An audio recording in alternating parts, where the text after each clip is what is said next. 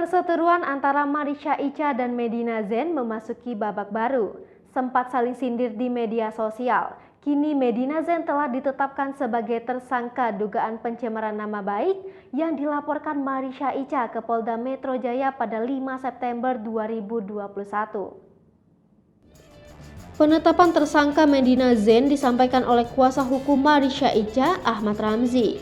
Hal itu disampaikan dalam video yang diunggah di kanal YouTube KH Infotainment Rabu 5 Januari 2022. Ahmad Ramzi mengatakan pihaknya sudah mengantongi surat pemberitahuan perkembangan hasil penyidikan.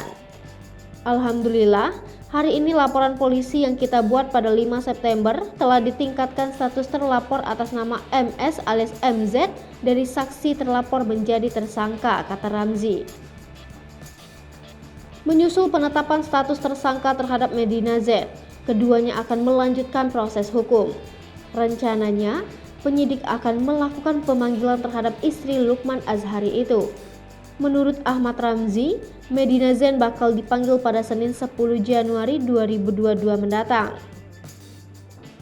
Agendanya ke depan, penyidik akan melakukan pemanggilan terhadap tersangka yang akan dilakukan pada tanggal 10 Januari 2022 terangnya.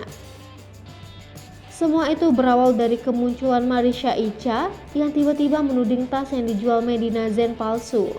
Medina Zain merasa dirugikan atas tudingan jual tas branded KW.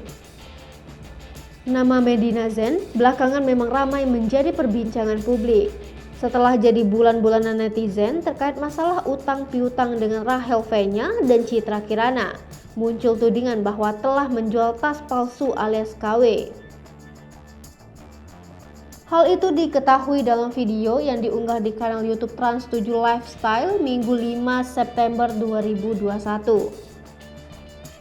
Crazy Rich asal Surabaya bernama Queen Uci Flaudea bahkan meminta Medina untuk mengembalikan uangnya terkait dengan tas bermerek. Uci Flaudea meragukan keaslian tas yang dibeli dari Medina Zain.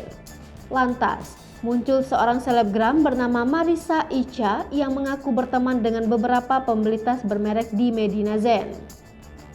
Selebgram ini menuduh Medina Zain telah berbohong dengan menjual barang-barang KW kepada rekan artis.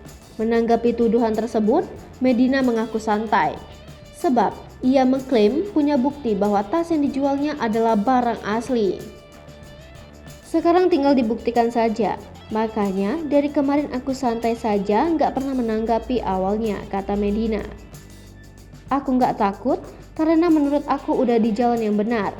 Maksudnya aku membeli tas-tas itu dengan harga autentik dan aku punya buktinya semua. Kendati demikian, ia merasa dirugikan nama baiknya. Jadi saya di sini sangat dirugikan. Kalau mau dibilang nanti misalkan si MI ini minta damai, ucap Medina Zain. Aku sih nggak mau karena menurut aku ini sudah sangat merugikan nama baik yang sudah aku bangun 10 tahun, tambahnya.